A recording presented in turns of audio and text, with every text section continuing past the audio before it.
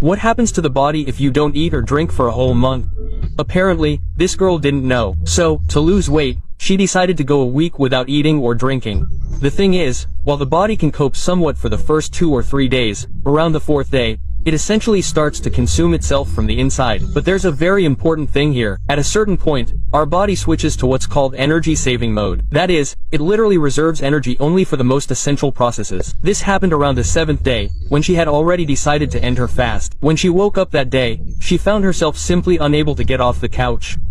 The slightest movement made her feel sick and dizzy. She literally couldn't walk to the store to buy groceries. In the end, of course, her friends brought her groceries, and everything ended well. Incidentally, if she had had the Lenta online app, everything could have ended much better. After all, ordering groceries is just 2 clicks away. They also have a ton of other useful items, and with the promo code YouTube500, you'll get a 500 ruble discount. Recently, the game Lights On Lights Off has become popular on the internet, and no matter how much it may seem childish at first glance, everyone who played it says that they heard strange sounds, and some even saw something. For obvious reasons, I will not explain the rules of the game to you, but everyone who has seen this film will understand what I mean.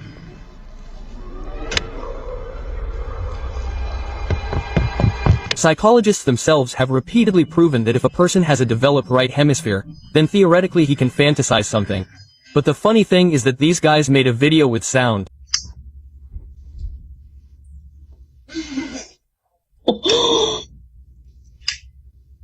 Oh.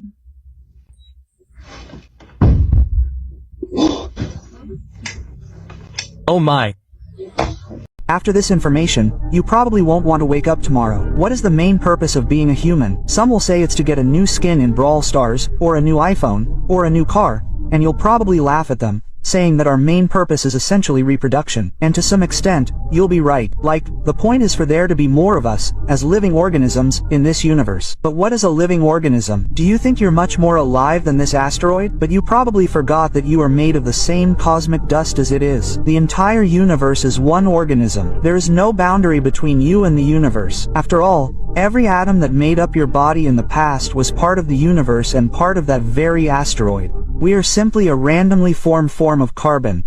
If you just leave hydrogen, it will eventually turn into us. Nothing is alive or dead, just as there is no meaning to anything in this universe. It just is, and that's it. Okay, so that doesn't mean you have to jump off a roof, but it does mean that having a baby or flying into space has about as much meaning as a new skin in Brawl Stars. Just a few hours ago, a video appeared on the internet where this Egan Chalakan declares that our planet is on the verge of self-destruction. This might sound like the ravings of a crazy old man, but the fact is that he is a scientist from the Central Research Center in NASA, as well as a lobbyist in the US Congress. So, he called on rulers from all countries to pay attention to this problem.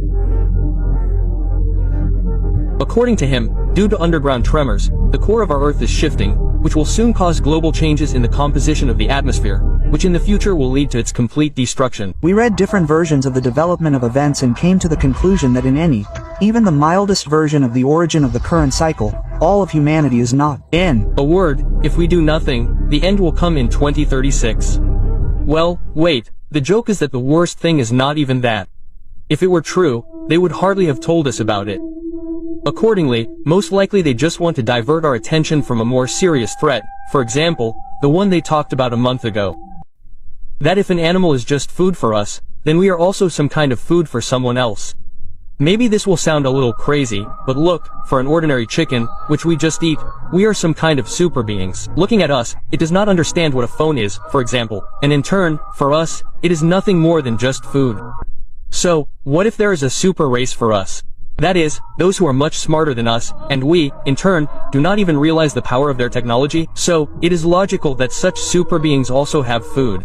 And who do you think is food for them? You say, well, we do not see them in everyday life. Where are they then? Like, a chicken sees us, right? But what if they live much longer and are able to just wait, flying away to another planet, while their farm reproduces on its own? And something tells me that the first signs of their return are already present. Remember this theory that you and I are in a simulation, and in essence our life is not much different from any computer game. Even the DNA code, what we are made of, is not much different from the code that the entire computer game is written in. I was also quite skeptical about this until today. Now remember the speed of light. According to all the laws of physics, it is considered almost impossible to achieve it. That is, if theoretically our speed is equal to the speed of light, then time will simply stop for us. So, let's get back to computer games. Each computer or phone has its own computing speed, and you understand that the speed of this device simply cannot be lower than required to launch the game. But now remember what happens if you do launch the game, and these two speeds are essentially equal. Your character and the entire game simply stop.